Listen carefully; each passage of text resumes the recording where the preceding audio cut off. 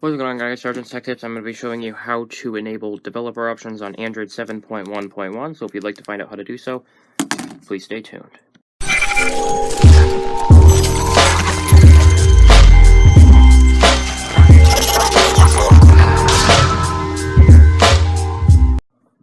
Okay guys, so as you can see, I have the Moto E4 Plus. I don't know if you know what device this is, but it is the 4 Plus. It's got 2 gigs of RAM and some sort of Qualcomm processor. So I'm just going to show you how to enable developer options. Now, I do have the fingerprint reader, just letting you know. Thank you guys for the 93 subscribers. That's a widget I have downloaded anyway. So I actually have a different launcher. It's a weird, it's supposed to be a replicate of, it's like EVA launcher, IV launcher. I don't know what it's called. But anyway, to do this, if you have this, the icon's going to look exactly the same from what it would look like in the normal launcher. So just go ahead and click on settings. You're going to scroll all the way down to about phone.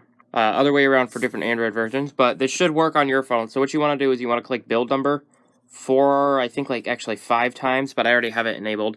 So what developer options allows you to do is it allows you to edit certain settings that most phones will not allow you to do. So if you enable this, you can actually edit quite a few things, to be 100% honest with you.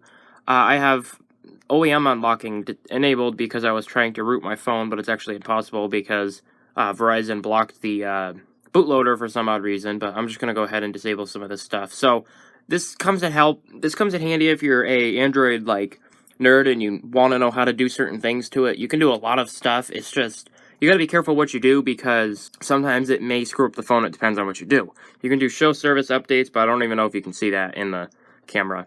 I wouldn't recommend the service update because especially if you're epileptic, I need to turn up the brightness on my phone just for you guys.